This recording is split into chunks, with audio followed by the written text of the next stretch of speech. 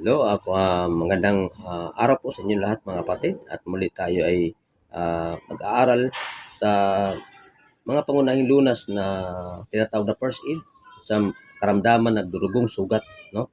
Nagdurugong sugat. Ang sugat ay hiwa o bitak ng balat o laman bunga ng kapinsalaan. Ang pangunang lunas ay kumuha ng isang piraso na malinis na damit at diinan ang sugat sa loob ng 10 minuto.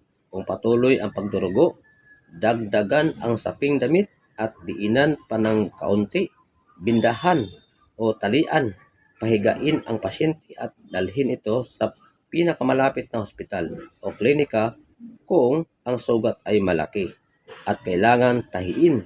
Pansinin kung may pangingimay o pag-iiba ng kulay ang mga daliri ng paa at mga kamay. Kung mayroon, ang binda ay mahigpit luwagan, subalit huwag aalisin. Ang paggamot ng halaman, mayroon tayong dalawa dito mapagpilian mga kapatid, gaya ng saging.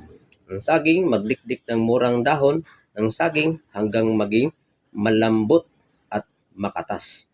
Patakan ng katas ang sugat, ilapat na may pagdiin ang dinikdik na dahon sa sugat, bindahan kung ang pagdurugo ay hindi tumigil pagkaraan ng 15 minuto. Dalhin ang pasyente sa ospital o klinika para sa nararapat na lunas. At ang pangalawa naman na mapagpilian ay yung mayana.